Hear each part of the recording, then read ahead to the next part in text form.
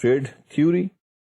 What is the trade theory and how we can define that? Kind of trade allow a country to specialize in the manufacture and export of products that can be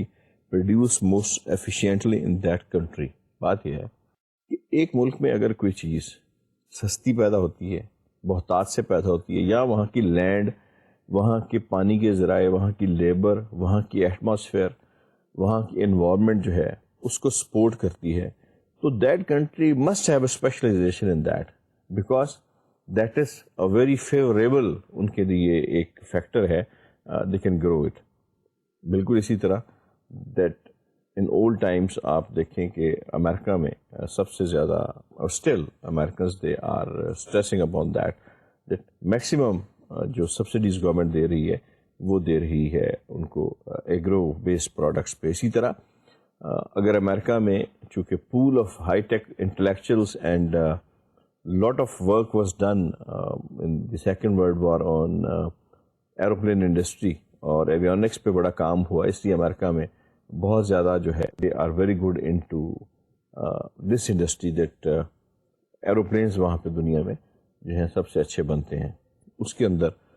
ظاہر ہے انہیں ایک فوقیت جو تھی وہ حاصل ہوگی. اسی طرح اگر ہم بات کرتے ہیں آٹو موبائلس کی، تو جاپان میں ایک خاص پول ایک خاص وقت میں ڈیولپ ہوا اسکل لیبر کا، which was very good for that,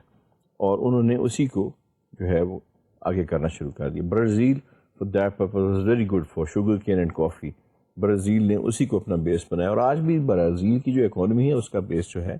وہ کافی ہے. Pakistan, cotton was our backbone and still a very important crop in Pakistan. Textiles ہمارا جو ہے ایک بیک بون کی حیثیت رکھتے ہیں ہماری جو ایکسپورٹس ہیں ان کے اندر. اس لیے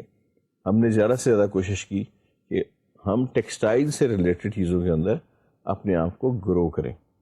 مختلف ممالک میں مختلف صورتحال جو ہے وہ پیدا ہو گئی کہ جی ہمارے ہاں جیسے ایکسپورٹ کو اگر آپ لیں تو ایک خاص قسم کا آپ کو ٹرینڈ ملتا ہے ایک انکریز کا in the industries which are more towards craftsmanship. جیسے آپ اسپورٹس گڈس لے لیں، آپ سرجیکل انسٹرومنٹس لے لیں، آپ سیڈری لے لیں، آپ مختلف قسم کی جو ہیں ہینڈی کرافٹس ان کو لے لیں، اور لیدر ورکس لے لیں. You can see that there is a special talent there which is based upon the capabilities of a person. Those are related totally with his craftsmanship. جیسے ہینڈ اسٹچ فٹ بالز ہے پاکستان میں صرف بنتے ہیں اس لیے we have that expertise with us, اور وہ ہمارا اپر ہینڈ ہے. یا اگر مختلف قسم کے ہینڈ ورکس ہیں، ہینڈ میڈ بیٹس ہیں، ہینڈ میڈ ہاکیز ہیں، یا ہینڈ میڈ جو مختلف بینڈز ہیں، ہینڈ میڈ مختلف میوزیکل انسٹرومنٹس ہیں، لیدر کے ورکس ہیں. Why they have upper hand? Because the craftsmanship is there. So ہماری ایکسپورٹ کا زیادہ تر دائرہ کار وہیں سے زیادہ جہاں پہ ہمارے پاس ایج موجود ہے. ٹریڈ تھیوری میں یہی خلیہ جو ہے same principle is there, that the country that has a very fertile, a very suitable growth land for a particular thing, اس کو اسی کے اندر جو ہے اسپیشلائز کرنا چاہیے، اسی کے اندر اس کو ترقی کرنی چاہیے اور اس کو بڑھانا چاہیے. جیسے ہم نے پرانے کیس میں دیکھا کہ Korea was more good in labour intensive thing and Ghana was more good in cocoa production and its export. تو both should have the simultaneous growth at both ends. لیکن وہاں پہ چونکہ کچھ ریسٹرکشنس تھیں اس لیے گھانا جو تھا وہ پیچھے رہ گیا. پھر the overview of the trade theory, اس میں the pattern of international trade displays patterns that are easy to understand. سعودی عربیہ آئل اور China crafts, others are not so easy to understand Japan and cars. میں پھر یہاں پیس کر دوں کہ صرف آپ کو سمجھانے کے لیے ہم اس کو ریپیٹ کر رہے ہیں، یہ 2 یا 3 سلائڈ جو ہیں. I was personally thinking that we should have more emphasis on this particular part of our chapter کیونکہ یہ امپورٹنٹ بہت ہے اپنی نوعیت کے لحاظ سے. They say that okay, Saudi Arabia has abundance in oil and then they can export it, right? Same is with other countries who have lot of things, but Japan neither have resources of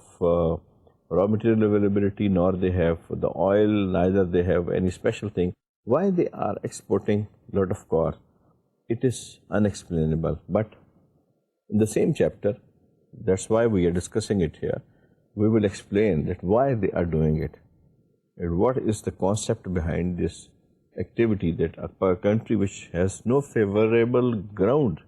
for manufacturing of such things. One thing is, yes, we have already discussed, and that was the pool of the talented people who were certainly educated people, and they could do everything they want to do, and they took at least 50 years to conquer the world in the imitating technology. لیکن اس کے علاوہ بھی اس کی کچھ reasons ہیں جو ہم آنے والے چیپٹر میں پڑھتے ہیں. The history of trade theory and government involvement present a mixed case for the role of government in promoting exports and limiting imports. Later theories appear to make a case for limited involvement. Basically, ایک جو چیز بڑی کھل کے سامنے آتی ہے, بہت واضح جو ہمیں نظر آتی ہے ٹریڈ تھیوری میں, ایک چیز سامنے کہ کچھ گورنمنٹس نے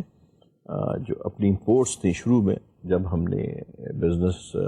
ایک چیز دیکھی تھی کہ جی جو 30s کے وقت اور اس کے بعد کا زمانہ تھا, اس میں کنٹریز ور ہیونگ ویری سیلف سینٹرڈنیس, اپنے ایک دائرہ کار سے نکلتی نہیں تھیں,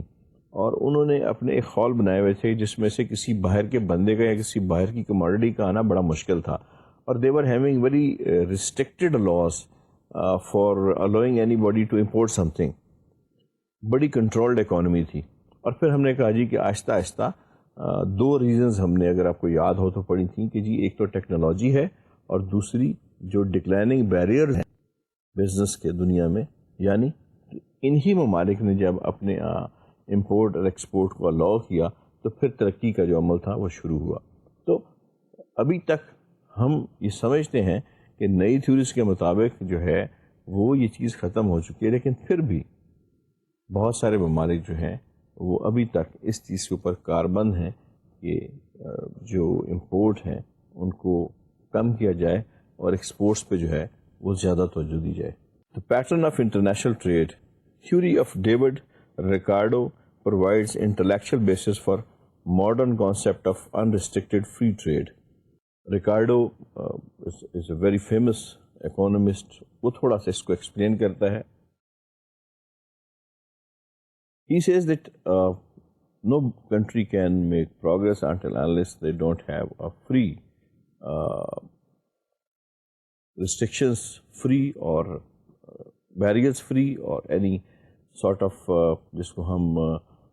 آج کل ٹیرفس کہتے ہیں, یہ سارے جب فری ہوں تو پھر ہی کسی ملک کی اکانومی جو ہے وہ ترقی کر سکتی ہے. Here he has certain examples. When we look at the economies which used to be the transition economies like Russia and Eastern European countries,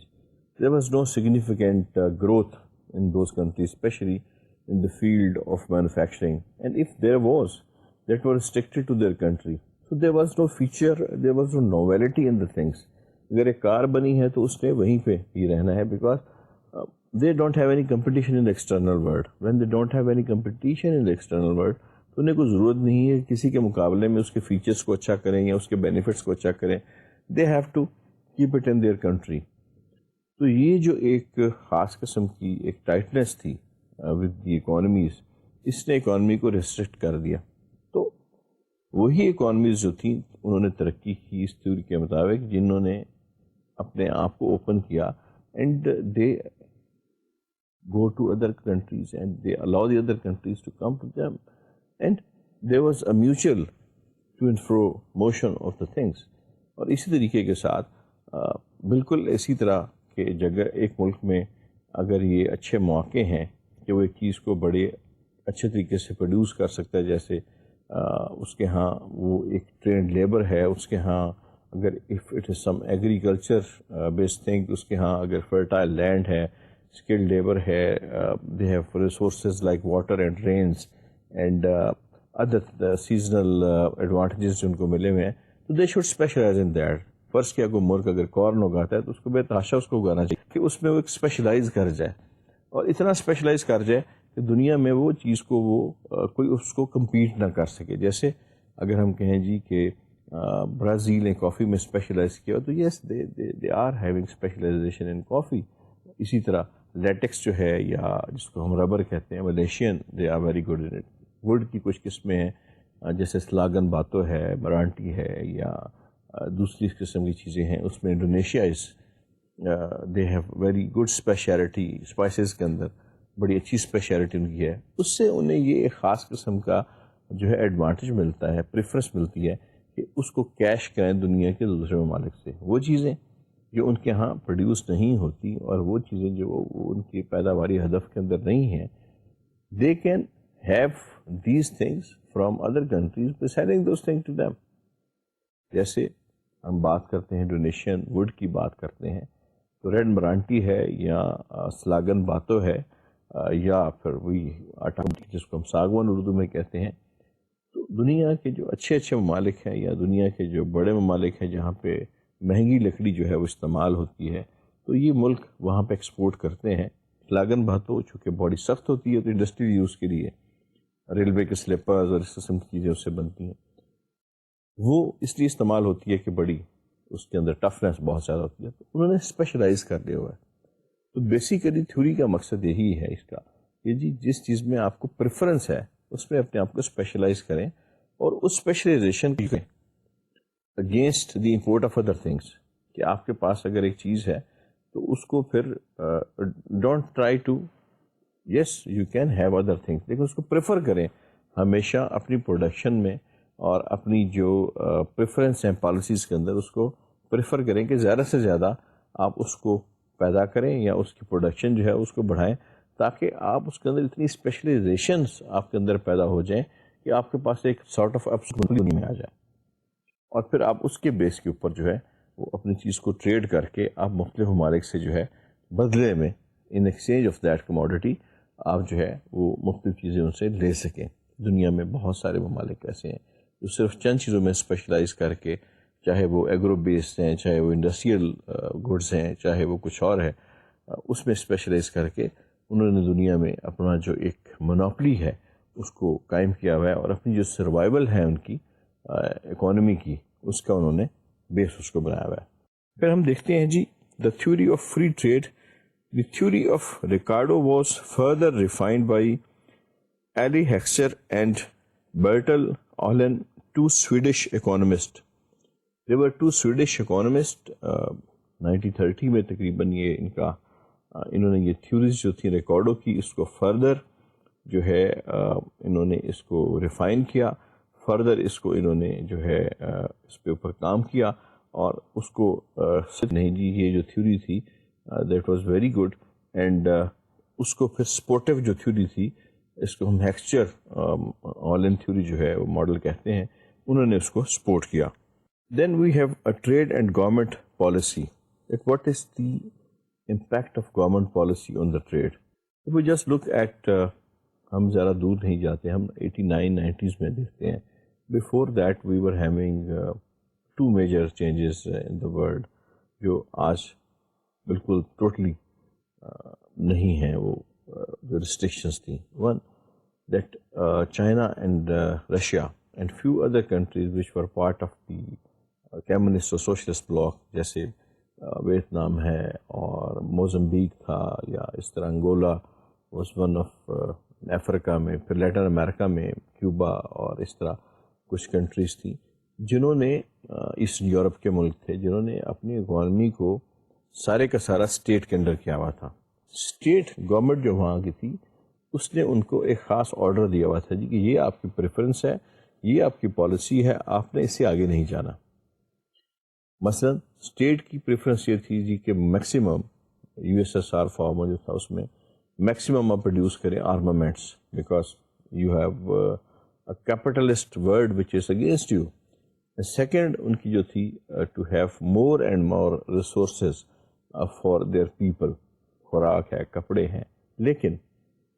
not at the basis of quality, کسی ایسی بیس کے اوپر نہیں جہاں پہ کوئی کوالٹی جو ہے وہ پروڈیوس ہوتی تھی. ویری سمپل بیسس، ایک جیسے کپڑے، بالکل ایک مونوٹنس بیہیویئر. اسی طرح اگر آپ ان کی گاڑیاں اس وقت دیکھیں بالکل ایک طرح کی گاڑی جو ایک شروع سے استعمال ہوتی ہے اور آخر تک وہی ماڈل وہی شکل اس کی رہتی ہے. تو لوگوں کے اندر ایک خاص قسم کی جو ہے وہ سائیکولوجیکل ایک ٹھہراؤ آ گیا. بیکاز ایولیوشن کا جو عمل تھا, ترقی کا جو عمل تھا, وہ رک گیا.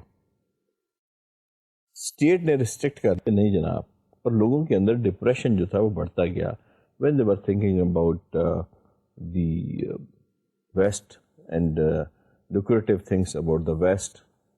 ماڈل کارس کے مختلف چیزیں, ان کی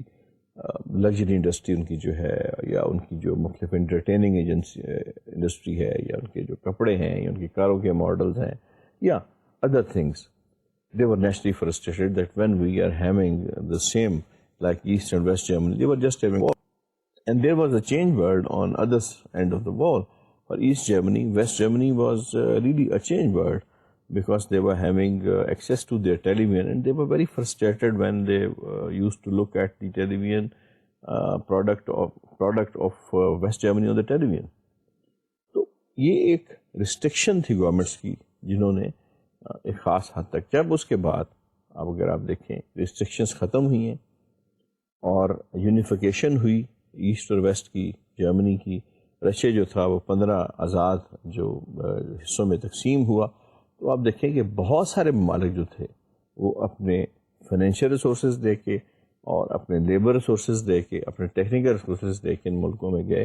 اور they try to have a set up there, جہاں سے دنیا کے دوسرے ممالک میں کھل کے ان کو جانے کا موقع ملا. تو یہ ایک سلسلہ ہے جس نے بہت زیادہ گورنمنٹ کی پالیسی جو ہے اس کا بہت زیادہ عمل دخل ہے. اس کی نسبت اگر آپ ان گورنمنٹس کو دیکھیں جہاں پہ فری ٹریڈ کی پالیسی کو ہمیشہ ترویج دی, جیسے ملیشیا ہے, چائنا, انڈونیشیا ہے, پاکستان ہے, یونائٹڈ اسٹیٹس ایون, وہاں پہ بہت زیادہ حقوق ہیں, جو ٹریڈرز ہیں ان کے فرنٹس بڑے اسٹرانگ ہیں. اسی طرح فرینچ ہیں, جرمن ہیں, U K, yes to some extent they are quite conservative, لیکن بہرحال اکانومی انہوں نے کافی اپنی فری رکھی. تو وہاں پہ جو ترقی کا معیار ہے وہ ہمیں بہت اچھے لیول پہ ملتا ہے. تو there is always a very strong relationship between the policies of government and the free trade. جہاں پہ ریسٹرکٹیڈ ٹریڈ ہوگی وہاں پہ پالیسیز گورنمنٹ کی بڑی سخت ہوں گی, اور آپ اگر نمبرز میں دیکھیں تو ان ممالک کے اچھے نمبرز آپ کو, اس کی آپ ریشو جو ہے پر کیپٹا انکم کی دیکھ لیں, اگر اس میں گروتھ دیکھ لیں, اس میں اگر آپ جو ہے ان کی پروڈکٹیوٹی کی ریشو دیکھ لیں, تو آپ کو کوئی اچھے نمبرز جو ہیں وہ نہیں ملیں گے. پھر ہمارے پاس آ جاتا ہے جی mercantilism. Mid 16th century, a nation's wealth depend on accumulated treasure. Gold and silver were the currency of the trade. Theory says you should have a trade surplus. Mercantilism 16th century میں جو ہے یہ سامنے آتی ہے. Basically if we look at its meaning, ہم اس کے لغوی معنی دیکھیں تو that's mercantilism is a term that is related to the commerce and trade. Something ایسی چیز جو کامرس اور ٹریڈ سے ریلیٹڈ ہے, اس فیلڈ کو ہم مرکنٹائلزم جو ہے وہ کہتے ہیں, یا اس اسکول آف تھاٹ کو which is pro commerce and trade, that is the mercantilism. Basically یوں میں عرض کروں کہ in the old times the countries when they used to have the mutual trade, جب ایکسپورٹ سے امپورٹ کے کچھ ٹریڈ ہوتی تھی between two countries, there was no such thing as currency notes or letter of credits or something like that. They used to always have a certain gold or silver as the commodity which was used for that. اس وقت کے جو بڑے بڑے economist تھے, اس وقت کے جو school of thought تھے, ان کا بیسیکلی ایک نظریہ یہ تھا کہ the more stocks اور جتنے ریزروز آپ کے پاس سونے اور چاندی کے زیادہ ہوں گے, the more rich اور مور سیکیور کنٹری یو آر. یعنی بیلنس آف ٹریڈ کے حساب سے اگر آپ کے پاس آف ویلتھ جو ہے وہ بڑھ جاتی ہے, یعنی آپ کی جو امپورٹس ہیں وہ کم ہیں اور آپ نے ایکسپورٹس زیادہ کی, ظاہر ہے اگر آپ بات کر رہے ہیں بیلنس آف ٹریڈ کی, اور آپ اس بات پہ یہ دیکھ رہے ہیں کہ ہمارے پاس اکومولیشن ہوتی ہے, تو اس کا بیسک مقصد یہ ہے کہ آپ نے کم چیزیں امپورٹ کی تاکہ آپ کا جو سرمایہ ہے ممالک کا کم باہر جائے, اور آپ نے زیادہ چیزیں ایکسپورٹ کی تاکہ آپ کو جو باہر سے پیسہ آ رہا ہے وہ آپ کے ہاں بڑھ جائے, اور اس کے لحاظ سے آپ کے پاس سرپلس کیش جو ہے یہ سرپلس ویلتھ جو ہے وہ اکٹھی ہو جائے. اب یہ جو سرپلس ویلتھ ہے جس کو ہم اکومولیٹڈ ویلتھ کہتے ہیں, یہ آپ کے بیلنس آف ٹریڈ کا جو ہے حصہ ہے مرکنٹائلزم میں. لیکن اس کے اندر ایک جو ہمیں صورتحال ملتی ہے وہ یہ ملتی ہے کہ آلدو اس میں اکومولیشن آف ویلتھ ہے, لیکن بہت سارے لوگ اس اسکول آف تھاٹ کے خلاف ہیں. بے شمار تھیوریز جو تھیں وہ اس کے بعد آئیں جنہوں نے یہ کہا جی کہ جو مرکنٹائلزم کی تھیوری ہے that is not good for a country. Overall اس کا جو ہم حاصل نکالتے ہیں it's a zero sum game. یعنی اگر ہم اس کا ایک جائزہ لیں غور سے تو یہ ساری کی ساری جو مرکنٹائلزم ہے یہ ایک زیرو سم گیم ہے اور اس سے زیادہ آپ کو اس میں کچھ حاصل نہیں ہوتا. انہوں نے اس سلسلے میں ایک ایگزامپل کوٹ کی جو ہم پہلے بھی اس کو ڈسکس کر چکے ہیں, لیکن چونکہ ہمارا یہ ریپیٹڈ موضوع آیا ہے تو ہم اس کو دوبارہ آپ کی رہنمائی کے لیے میں عرض کروں گا تھوڑا سا مختصراً کہ انگلینڈ اور اگر فرانس کے درمیان دو چیزوں کی تجارت ہے سے پروڈکٹ اے اور بی, اور پروڈکٹ اے جو ہے وہ انگلینڈ میں بہت زیادہ پیدا ہوتی ہے اور پروڈکٹ بی جو ہے وہ فرانس میں بہت زیادہ پیدا ہوتی ہے. تو اگر فرانس نے جو اپنی پروڈکٹ اے ہے اس کو میکسیمم جو ہے ایکسپورٹ کیا ہے, اس کو جو ہے پیدا کیا, اسی طرح جو انگلینڈ ہے اس نے میکسیمم اپنی پروڈکٹ اے کو پیدا کیا ہے, اور بعد میں جب معاملہ ہے تجارتی اس کا تو اس میں انگلینڈ نے میکسیمم اپنی جو چیزیں ہیں اس کو ایکسپورٹ کیا اور میکسیمم جو سرمایہ تھا اپنے ملک میں یعنی بیلنس آف ٹریڈ کی صورت میں کیونکہ امپورٹس کم تھیں ایکسپورٹس زیادہ تھیں تو انہوں نے اکٹھا کر لیا. اب ہوا یہ کہ انگلینڈ کے اندر پیسہ زیادہ ہونے کی وجہ سے جو ایک آپ کے پاس ٹریڈ ڈیفیسٹ تھا وہ آ گیا اور آپ کے ہاں مہنگائی بڑھ گئی. جب ریسورسز زیادہ ہو گئے, پیسے زیادہ ہو گئے, تو لوگوں نے جو چیزیں تھیں وہ زیادہ جو ہے وہ قیمتیں چڑھ گئیں, وہ خریدنی شروع کر دی. اس کی نسبت سائملٹینیسلی اگر ہم فرانس میں دیکھتے ہیں تو فرانس نے یہ کیا کہ اپنی میکسیمم جو چیزیں تھیں وہ انہوں نے جو ہے باہر سے منگوائیں, اپنے ہاں امپورٹ کی, تو ان کے ہاں جو مارکیٹ تھی وہ سستی ہوگی. جب مارکیٹ سستی ہوگی, چیزیں سستی ہوگی, اگر ان کے ہاں امپورٹ زیادہ بڑھ جاتی ہے, پروڈکٹ اے جو ہے وہ زیادہ فرانس میں آ گئی, تو فرانس میں یہ ہوا کہ ان کی اپنی پروڈکٹ بھی ان کے پاس رہی کچھ نہ کچھ اور اے بھی زیادہ آ گئی. اس سے یہ ہوا کہ ان کے ہاں پروڈکٹ کی جو ہے وہ افراط ہوگی, زیادہ ہوگی, وہ اس سے اس کے ریٹس کم ہو گئے. جب اس سے ریٹس کم ہوئے تو اسی چیز کے پروڈکٹ اے کے جو ریٹس انگلینڈ میں تھے سستے میں بہت زیادہ بڑھ گئے, کیونکہ وہاں پہ وہ پروڈکٹ نہیں رہی, وہ ساری کی ساری تو فرانس میں آ گئی. تو انہوں نے پھر فرانس سے اس کو واپس جو ہے خریدنا شروع کر دیا, اور فرانس نے اس کو ظاہر ہے اس ریٹ پہ پھر نہیں بیچا جس ریٹ سے اس نے اس کو خریدا, اس نے اس کو ایک زیادہ ہائر ریٹ کے اوپر انگلینڈ کو بیچا. تو اگر بعد میں آپ سارا حساب کرتے ہیں تو ایک زیرو سم گیم نظر آتی ہے کہ آخر میں آ کے فرانس کے پاس بھی اتنے ہی پیسے رہ جاتے ہیں جس سے وہ شروع ہوئے, اور انگلینڈ کے پاس بھی اتنے پیسے رہ جاتے ہیں. انگلینڈ نے جتنے پیسے کمائے تھے وہ اس نے دوبارہ اسی چیز کو خریدنے پہ صرف کر دی. اسی طرح فرانس نے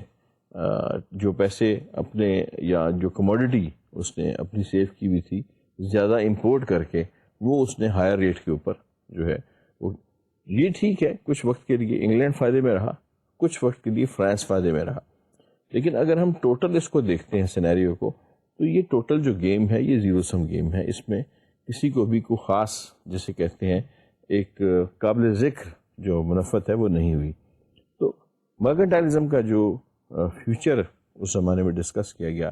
وہ یہی کیا گیا کہ ٹھیک ہے کچھ اسکول آف تھاٹ اس کی حمایت میں تھے, لیکن زیادہ تر لوگوں نے یہ کہا کہ اس سے زیرو سم گیم اور کسی خاص ملک کو فائدہ نہیں ہوتا, بلکہ پیسہ گھوم پھر کے پھر انہی ممالک کے پاس جو ہے وہ آ جاتا ہے. نیکسٹ ہم دیکھتے ہیں جی, then in the mercantilism we have maximise exports through subsidies, minimise imports through tariffs and quotas, کہ اس میں آپ میکسیمم جو ہے اپنی ایکسپورٹس رکھتے ہیں اور امپورٹس منیمم رکھتے ہیں, اپنے ٹیرفس کو ہائی رکھ کے, یعنی اپنی شرح جو ڈیوٹی ہے اس کو ہائی رکھ کے, اور کوٹاز وغیرہ جو ہے ریسٹرکشنز جو ہیں ان کو جو ہے اپلائی کر کے. فلاح اس کا کیا ہے کہ زیرو سم گیم، جیسے میں نے گزارش کی کہ آخر میں جب آپ کے پاس وہ چیز جب آپ ایکسپورٹ زیادہ کر دیتے ہیں اس کی کمی واقع ہو جاتی ہے اور آپ کو مہنگے داموں پھر دوبارہ اسی کو خریدنا پڑتا ہے just to cater for your needs, تو آپ کو اتنا ہی پیسہ باہر بھیجنا پڑتا ہے. تو اس کا حاصل جو ہے وہ ایک زیرو سم گیم ہے. پھر mercantilism, the mercantilism and David Hume. David Hume 1752 he was a very famous economist. وہ یہ کہتا ہے، ہیومے says in the long run no country could sustain a surplus in the balance of trade. ہیومے وہی بات کرتا ہے جو ہم نے مثال دی ہے. ہیومے was a person who was very known person for anti mercantilism، جو mercantilism کے خلاف بات کرتا تھا. He was saying that okay, maybe for some time ایک کنٹری جو ہے اس کے پاس سرپلس بیلنس آف ٹریڈ کی صورت میں پیسہ آ گیا ہے، لیکن at the end of the day جو کاروباری سرکل ہے، جو کاروباری ایک نتیجہ ہے اس کا، وہ اس طرح سے نکلنا ہے کہ آپ کو میکسیمم جو ہے اپنے پیسے یوٹیلائز کرنے پڑنے ہیں اپنے آپ کو ایکویلیبریم کے اندر رکھنے کے لیے. تو اس کا حاصل جو ہے وہ جو ہم نے پہلے عرض کی اور جو ہم نے مثال دی تھی فرانس کی اور انگلینڈ کی، کہ آپ کو جو ایک سرپلس اماؤنٹ آپ جمع کرتے ہیں اس کا کوئی خاص فائدہ مادی طور پہ نہیں حاصل ہوتا، بلکہ یہ فائنلی کنزیوم ہو جاتی ہے. A zero sum game again by one country is lost by other. اس طرح ہے جیسے کہ ایک ملک نے اگر گین کیا تو دوسرے کو اتنا ہی اس کی جگہ پہ لاس ہوا. تو اس کا کوئی مالی طور پہ یا جو ہے ان کوائنز اور ان کیش اس کا کوئی یا کموڈٹی کی صورت میں کوئی فائدہ نہ ہوا. اور پازیٹیو سم گیم دوسری کیا جی اس کی صورت ہے؟ پازیٹیو سم گیم اس situation in which all countries can be benefited, جس کے اندر تمام ممالک کا فائدہ ہو. وہ کس طرح سے ممکن ہے جی؟ وہ اس طرح سے ممکن ہے جی کہ فرانس جو چیز بناتا ہے اس کو بے تحاشا پیدا کرے، بے تحاشا اس کی جو پروڈکشن ہے، پروڈکٹ بی جو فرانس نے بنائی ہے اس کو وہ بناتا رہے اور اس کو زیادہ سے زیادہ جو ہے اپنی پروڈکشن کا حصہ بنائے. اسی طرح پروڈکٹ اے جو انگلینڈ بنا رہا ہے اس کے لیے زیادہ سے زیادہ فیوریبل حالات پیدا کرے، زیادہ سے زیادہ فیسیلیٹیشن جو ہے وہ پیدا کرے، زیادہ سے زیادہ اس کے لیے جو حکومت سبسڈیز دے سکتی ہے یا مختلف لوگوں کو سہولتیں دے سکتی ہے وہ دے، تاکہ جو کموڈٹی اے ہے وہ انگلینڈ کے پاس اتنی سرپلس ہو جائے کہ جب اس کو کموڈٹی بی کی ضرورت پڑے تو وہ اس کو دے کے فرانس سے کموڈٹی بی لے سکے، اور کموڈٹی بی فرانس کے پاس اتنی سرپلس ہو جائے کہ جب اس کو کموڈٹی اے کی ضرورت پڑے تو وہ فرانس اس کو بھیجے انگلینڈ میں اپنی بی کموڈٹی کو اور وہاں سے لے لے. اسی طرح مختلف ممالک جب اپنی مختلف پروڈکٹس کے اندر اسپیشلائزیشن حاصل کر لیتے ہیں اور ان کی میکسیمم پروڈکشن کر لیتے ہیں تو فائنلی وہی ان کا جو ہے اپر ہینڈ بن جاتا ہے. جیسے میں نے گزارش کی کہ ہم امریکہ کو یہ سمجھتے ہیں کہ امریکہ از اے کیپٹلسٹ کنٹری، تو پھر اس حساب سے امریکہ میں تو وہ چیزیں پروڈیوس ہونی چاہیے جو کیپٹل اورینٹیڈ ہیں، یعنی امریکہ سے کیپٹل باہر جانا چاہیے، امریکہ سے کیپٹل بیسڈ انسٹرومنٹس جو ہیں وہ باہر جانے چاہیے. لیکن امریکہ سے باہر زیادہ کیا جاتا ہے؟ ایسی چیزیں جو انوویشن یا نئی ٹیکنالوجی کی جو ہے اس میں بیس کرتی ہیں، بیکاز سب سے پہلے انوویشن امریکہ میں ہوتی ہے، انٹرپرینورشپ ہوتی ہے، وہاں کی لوکل مارکیٹ بہت بڑی ہے، وہ اس کو ٹرائی کرتی ہے اور پھر وہ باہر کے ممالک میں بھیجتے ہیں. تو یہاں پہ یہ چیز ہے کیونکہ ان کے لیے جو فرٹائل اور موسٹ سوٹیبل ایٹماسفیئر ہے وہ ہے انٹرپرینورشپ. انٹرپرینورشپ کی گروتھ وہاں ہوتی ہے، اس لیے ان کی پروڈکٹ انٹرپرینورشپ ہے. اس کی نسبت اس لحاظ سے اگر ہم جاپان میں دیکھتے ہیں تو جاپان میں یہ کچھ نہیں ہونا چاہیے. جاپان کے پاس جو اپنی بیسٹ گروتھ ہے اس کو ایکسپورٹ کرنا چاہیے. بیسٹ گروتھ تو پھر وہاں کے ان کے پاس جو ہے وہ ایسی ہے کہ امریکہ کی آپ دیکھ لیں کہ امریکہ میکسیمم کار جو ہے وہ جاپان سے لیتا ہے. وائی؟ اس لیے نہیں کہ امریکہ جو ہے وہ پروڈیوس نہیں کر سکتا. They think that their labour is too expensive to produce those cars in Japan and they should utilise that labour into aircraft اور تھنگس لائک دیٹ، جو کہ دنیا میں جن کی بہت زیادہ مانگ ہے اور جن کی ٹیکنالوجی جو ہے وہ امریکہ میں اس کو ایک پریولیج یا اس کو ایک اپر ہینڈ حاصل ہے. تو وہ یہ اپنی لیبر کو چھوٹی جگہ پہ مہنگی لیبر کو ضائع کرنے کی بجائے بڑی چیزوں میں جہاں پہ ان کو اپر ہینڈ حاصل ہے ٹیکنالوجی کے اندر، ہائی ٹیک ٹیکنالوجی ہے، ریسرچ بیسڈ ٹیکنالوجی ہے، وہاں پہ اس کو اسپینڈ کریں گے. And instead of that they could have assembling plant اور something sort of joint venture in Japan, اور وہاں سے وہ کاریں منگوا سکتے ہیں which they are having the heaviest import nowadays from Japan, because they say that why should we waste our expensive talent and labor for such things which we can buy easily from other countries. We should have in much broader things, satellites, satellite-based communication, high-tech machinery, solar products, then jets, new technologies, space technologies, biomedics, research, medicine, surgery کے مختلف طریقے، pharmacology کے مختلف جو terms ہیں ان کو، research based چیزیں جہاں پہ دوسری دنیا جو ہے وہ نہیں پہنچ سکی. یس ان کی جو میں نے جیسے گزارش کی ایک چیز میں ان کو اپر ہینڈ ضرور حاصل ہے، that is there innovation based جو ہے اس کی انٹرپرینورشپ کے جو بیس ہے وہ چیزیں دنیا میں وہ بہت بھیجتے ہیں. بہت زیادہ نئی چیزیں آتی ہیں جن کو ریورس انجینئرنگ سے یا امیٹیٹنگ انٹرپرینورشپ سے لوگ مختلف فارم میں اپنے یہاں پر پروڈیوس کرتے ہیں. Then we have the work of Jarl Hagelstam. He was a person who was a director in the Ministry of Finance of Sweden, and this person has a lot of encounter with a lot of people coming from different areas of the world, اور اس کی بڑی زبردست opinion تھی اس کے بارے میں. Hagelstam جو ہے یہ کہتا ہے کہ the developed or developing both countries still ask for liberalization in areas where they are strong. ایگلسٹم کی بہت زیادہ جو ہے انوالومنٹ تھی in negotiating with the people who are coming to Sweden, Norway and other countries, جو Nordic countries ہیں جہاں پہ جو لوگ آتے تھے ان کے ساتھ اس کا انٹریکشن بہت تھا. تو ایک بڑی اس نے دلچسپ جو ہے ایک اسٹیٹمنٹ دی. اس نے کہا جی چاہے تو ڈیولپ کنٹریز ہیں، یورپین کنٹریز ہیں یا بڑی کنٹریز ہیں، چاہے وہ ڈیولپنگ کنٹریز ہیں، تھرڈ ورلڈ کی کنٹریز ہیں یا ڈیولپنگ کنٹریز ہیں، سب کا ایم جو ہے وہ ابھی تک ایک ہی ہے.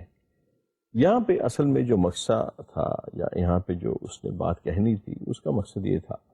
کہ جی اگر ہم یہ کہیں کہ جی جو مرکنٹائلزم ہے وہ ختم ہو چکی ہے، تو یہ ایک نیو مرکنٹائلزم کا ٹرینڈ شروع ہو گیا کہ وہ ملک جو کسی پروڈکٹ کے لیے اپنے ہاں اسپیشلٹی لکھتے ہیں، تو جب وہ ہمارے سے گفتگو کرنے آتے ہیں، ہیگلسٹم نے کہا، تو سب سے پہلے کہتے ہیں جی ہماری اس چیز کو لبرلائز کریں. فرض کیا کہ ایک ملک ہے اے اور وہ ایک پروڈکٹ ہے سی جس کے اندر اس کا بہت اپر ہینڈ ہے، تو انسٹیڈ آف دس کہ وہ کہے جی کہ اس کی جو ہے میری ساری چیزوں کی لبرلائزیشن کریں اور مجھے موقع ملے دنیا میں ساری چیزوں کے ساتھ پول کرنے کا، وہ کہے گا نہیں جی only for this product, C product I want liberalisation, because اس کا اس میں اپر ہینڈ ہے. اسی طرح وہ کہتا ہے کہ دوسرے ملک اگر تو غریب ملک یہ اگر بیہیویئر یا ڈیولپنگ ملک اگر یہ بیہیویئر رکھیں تو مجھے کوئی حیرت نہیں ہوتی. لیکن when we are talking about the countries who are developed countries and quite wealthy countries، ان کا بھی یہی جو ہے وہ کہتے ہیں بیہیویئر ہے کہ when they are negotiating تو they always stress upon liberalization in those areas where they are very strong. ہمیشہ ان ایریاز میں وہ کریں گے لبرلائزیشن کی بات کہ ہمیں وہاں پہ فیسلٹیز دیں جہاں پہ آلریڈی وہ بڑے اسٹرانگ ہیں. اس کا جو مقصد ہے وہ یہ ہے کہ جیسے ایک ملک ہے اور وہ فرض کیا کاریں بنانے میں بہت زیادہ جو ہے اس کے پاس ایکسپرٹیز ہیں اور بڑا اس کے اندر اس کے پاس اس کی جو ہے وہ فرٹائل گراؤنڈ ہے for that purpose, instead of that he ask for general sort of liberalisation. وہ بات کرے گا صرف کاروں کے ایریے میں مجھے لبرلائزیشن دیں. یا ایک ملک اگر فرض کیا وہ جو ہے شوگر پیدا کرتا ہے بہت زیادہ، تو وہ ایک جنرل لبرلائزیشن کی بجائے صرف بات کرے گا کہ مجھے شوگر کے ایریے میں جو ہے وہ لبرلائز کریں تاکہ میں زیادہ جو ہے اس کی تجارت کر سکوں، زیادہ اس کو ایکسپورٹ کر سکوں. بات یہ ہے کہ اکارڈنگ ٹو ہیگلسٹیم ابھی تک جو ایک پرو مرکنٹائلزم جو ہے یعنی بیلنس آف ٹریڈ کے ذریعے اکمولیشن آف ویلتھ کا جو ٹرینڈ ہے وہ ہمیں نظر آتا ہے. اگر ہم یہ کہیں یہ کلتاً یا کلیہ ٹوٹلی جو ہے یہ ختم ہو چکا ہے تو ایسی بات نہیں ہے. یہ اس کی ایک اپنی آبزرویشن. پھر یہ ہے جی absolute advantage. What is absolute advantage? Absolute advantage is basically that when a country have certain strong and very tangible benefit or privilege on others to produce a certain product, so he has absolute advantage in it. اس کی دنیا میں بہت ساری جو ہے مثالیں دی جاتی ہیں، مختلف جو اسکول آف تھاٹ ہے اس کے بارے میں بات کرتے ہیں، اور اس کو جو ہے اگر ہم کہتے ہیں جی کہ ایک ملک ہے وہ شوگر کین بہت زیادہ پیدا کرتا ہے اور اتنا پیدا کرتا ہے کہ اس کی جو اکانومی ہے اس کا وہ حصہ بن چکا ہے، اور جب بھی وہ پیدا کرے گا تو اس کے پاس ریکوائرڈ ریسورسز، اس کے پاس ریکوائرڈ مین پاور، اس کے پاس ریکوائرڈ جو ہے اس کے انسٹرومنٹس، اس کے بعد ریکوائرڈ ایگری جو اکوپمنٹ ہے وہ سارے کے سارے موجود ہیں، تو اس ملک کو ایک ایبسولوٹ ایڈوانٹیج جو ہے وہ حاصل ہو جائے گا on other countries for that particular product. اس کے سلسلے میں ایک چھوٹا سا ہمارے پاس ایک کیس ہے which is the case of UK and France, that in both of the product A and B, where we were saying that France is producing product B and he has a lot of good fertile land for that kind of product, and on the other hand England is producing like textile product A and they have very very good fertile ground for that. تو England کو product اے میں absolute monopoly حاصل ہے یا ان کو absolute advantage حاصل ہے، اور فرانس کو جو ان کی پروڈکٹ بی ہے اس کے اندر ایبسولوٹ ایڈوانٹیج جو ہے وہ حاصل ہے. Then we have this case, this Ghana versus Korea. Basically this is a case where we are discussing the practical example of absolute advantage, کس طرح سے ہم اس کو جو ہے ایکسپلین کرتے ہیں. An absolute advantage justification in growing rice and cocoa. جیسے میں نے گزارش کی کہ cocoa is a very good and cash crop which is the part of the major part of the economy of Ghana, and on the other hand if we go for illicits or commodities like that for the rice, Korea is a very very good land. یہ ساری جو belt ہے بڑی اچھی گنی جاتی ہے چاول کی گروتھ کے لیے. تھائی لینڈ ہے, کوریا ہے, اس کے ساتھ کے جو علاقے ہیں اسپیشلی ٹراپیکل ریجن جو ہے وہاں پہ پیسیفک ریجن میں چاول بہت پیدا ہوتا ہے. اس کی ایک مثال دی جاتی ہے. مثال بڑی سمپل سی ہے. ہم یہ فرض کرتے ہیں جی کہ we have equal chances for both the countries, کہ گھانا کے پاس بھی کوریا کے پاس بھی بالکل ایکول مواقع ہیں. ایک طرح سے ان کو جو ہے آسائشیں حاصل ہیں, ایک طرح سے ان کو ایڈوانٹیجز حاصل ہیں, ایک طرح سے ان کو مواقع حاصل ہیں, اور دونوں کے پاس 200 یونٹ ہیں جو انہوں نے پروڈیوس کرنے ہیں ایگریکلچر پروڈکٹس کے لیے. یہ ہم ایک فرض کر رہے ہیں کہ 200 یونٹ ہی موجود ہیں پروڈکشن کے گھانا کے پاس, اور 200 یونٹ ہی جو پروڈکشن کے ہیں وہ موجود ہیں کوریا کے پاس. اب اگر ہم یہ دیکھتے ہیں کہ کوریا تو پروڈیوس کرتا ہے رائس اور گھانا پروڈیوس کرتا ہے اس کے لیے جو کوکو ہے, تو اگر جو کوریا ہے وہ اگر رائس کا 1 ٹن پروڈیوس کرتا ہے تو اس کو 10 یونٹ یوٹیلائز کرنے پڑتے ہیں, اور اگر وہ کوکو کو پروڈیوس کرتا ہے تو اس کو 40 یونٹ جو ہیں وہ خرچ کرنے پڑتے ہیں. آن دی ادر ہینڈ گھانا جو ہے وہ اگر کوکو پروڈیوس کرتا ہے 1 ٹن تو وہ 10 یونٹ یوٹیلائز کرے گا, اور اگر وہ چاول جو ہے پروڈیوس کرتا ہے 1 ٹن تو وہ 20 یونٹ یوٹیلائز کرے گا. ہم جو گھانا کی اگر آپ اس گراف پہ دیکھیں تو ہم جو گھانا کی جو ہے گراف ہے اس کو جی اینڈ جی ڈیش کے ساتھ ہم یہ دیکھ سکتے ہیں کہ جی 20 یونٹ لگتے ہیں اگر ہم رائس کا 1 ٹن پروڈیوس کریں تو 200 ٹن ٹوٹل 200 یونٹس موجود ہیں ٹوٹل گھانا کے پاس, تو اس نے 10 ٹن جو ہے وہ رائس کو پروڈیوس کیا. آن دی ادر اینڈ اگر ہم دیکھتے ہیں کہ جی کوکو چونکہ وہاں کی بڑی فیوریبل کراپ ہے اس کے لیے اس کو 10 ٹن چاہیے, تو اس کے پاس 200 یونٹ تھے تو اس نے 20 ٹن جو ہے وہ پیدا کیے کوکو کے. اب اس صورتحال میں ہمیں یہ نظر آتا ہے کہ گھانا کے پاس 2 چوائسز ہیں.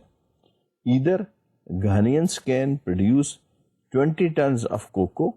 or they can produce 10 tons of the rice. Yeah, in between something which is more close to that کچھ وہ پرسینٹیج رائس کی کر لیں, کچھ پرسینٹیج جو ہے وہ کوکو کی کر لیں. On the other hand if you look at the graph and look at the advantages of K dash and K simple which is for Korea, تو کوریا رائس کے اندر چونکہ 10 جو ہے یونٹ یوز کر سکتا ہے اور اس کے پاس 200 یونٹ ایکول ٹو گھانا موجود ہیں, تو دے ول پروڈیوس ایدر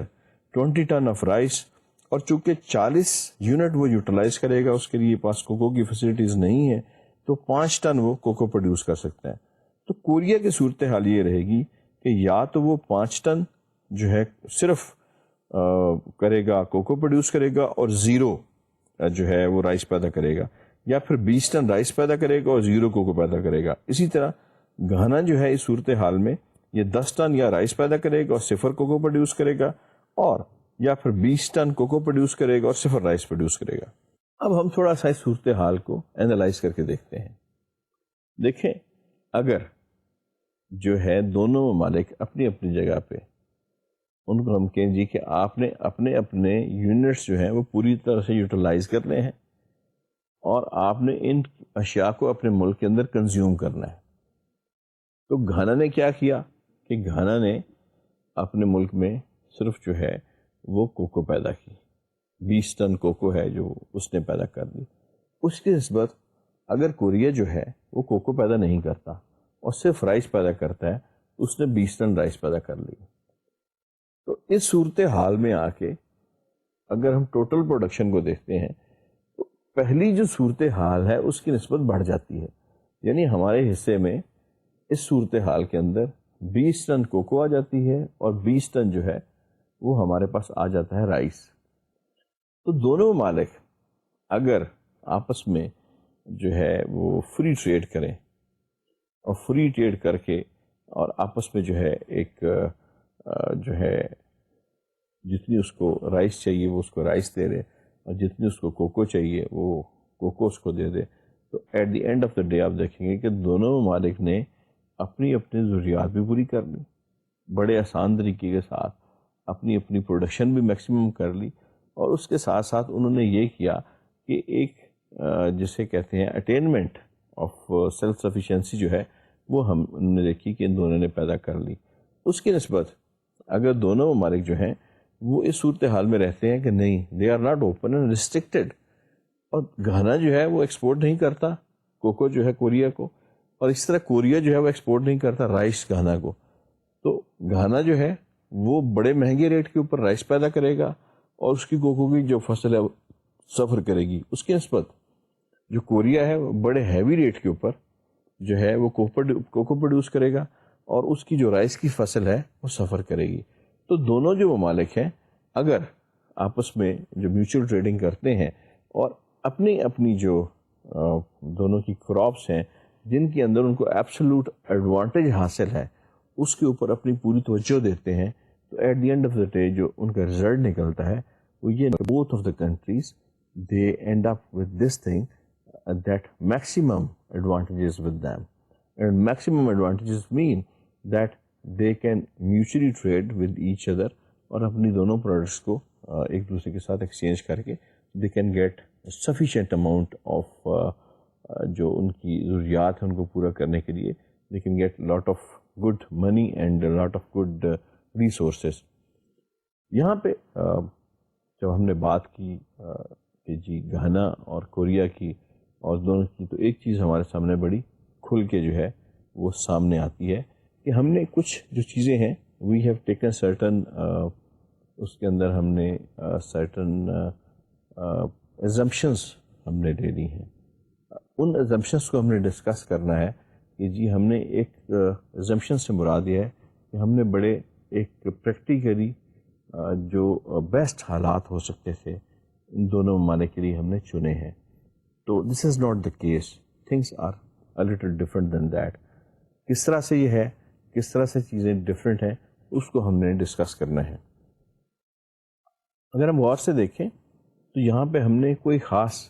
چیز ڈسکس نہیں کی, بلکہ بڑے عام لیول پہ ہم نے یہ کہہ دیا کہ جناب ان کو ایڈوانٹیج حاصل ہے کوکو میں, ان کو ایڈوانٹیج حاصل ہے رائس پیدا کرنے میں, اور ہم نے یہ نہیں سوچا کہ دونوں اپنے ریسورسز ایکسچینج کر سکتے ہیں وہاں کے رائس گروور جو ہیں وہ گھانا میں جا سکتے ہیں، گھانا کے جو کوکو گروور ہیں وہ کوریا میں آ کر تجربہ کر سکتے ہیں. دنیا میں ٹرانزیکشنز بہت زیادہ بڑھ گئی ہیں، there could be lot of commodity transactions, اور اس طرح کی بہت ساری چیزیں جو ہیں یہ اس میں وقوع پذیر ہو سکتی ہیں. لیکن ہم نے یہاں پہ جو غور کیا ہے تو وہ صرف یہی کیا ہے جی کہ انڈر دی ورسٹ کنڈیشنز جو ہے دونوں ممالک جو ہیں وہ کیا ان کی صورتحال ہو سکتی ہے اور بیسٹ کنڈیشن ان کے لیے کیا ہو سکتی ہے. یہ ماڈل انشاءاللہ ہم اس کو مزید جو ہے ریفائننس کے ساتھ پڑھیں گے، اور اس سے ہم دیکھیں گے کہ کیا رزلٹ جو ہے ہم اخذ کرتے ہیں اور کس طرح سے یہ ماڈل ہماری ہیلپ کرتا ہے in understanding the basic spirit of the international business. یہ ایک بیسک ماڈل ہے جو ہم نے دو ممالک کی جو بیسٹ اویلیبل ان کی جو فصلیں ہیں یعنی کوکو اور رائس، اس کے اوپر اس کو ہم نے بیس کیا ہے، اور اس کو ہم نے کیس اسٹڈی بنا کے مختلف ٹرمنالوجیز یا مختلف اس کے آگے جو اس کی ہم نے تھیوریز ہیں ان کو ہم نے ڈسکس کرنا ہے. تو یہ بیسیکلی ہماری جو ہے تھیم کو سیٹ کرتا ہے. اسٹوڈنٹس، کہنے کا جو مقصد ہے وہ یہ ہے کہ ہم نے آج کے لیکچر میں کچھ ایسی چیزیں تھیں جو آپ گزشتہ لیکچر میں بھی پڑھ چکے تھے، ان کو ایک تھوڑے سے ڈفرینٹ پرائے کے ساتھ ہم نے ری ڈسکس کیا. اس کا مقصد صرف یہ تھا کہ یہ جو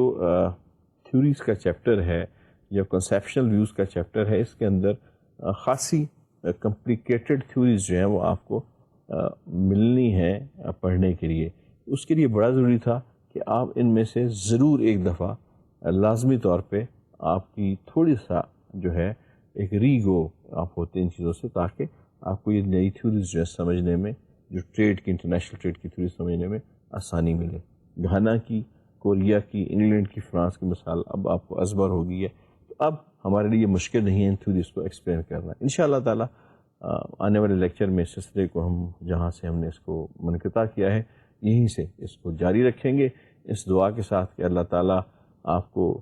جو ہے اپنے ماں باپ کی اور اپنے گھر والوں کی خدمت کرنے کا موقع دے اور آپ کے علم میں اضافہ کرے. اگلے لیکچر تک کے لیے میں آپ کو خدا حافظ کہتا ہوں.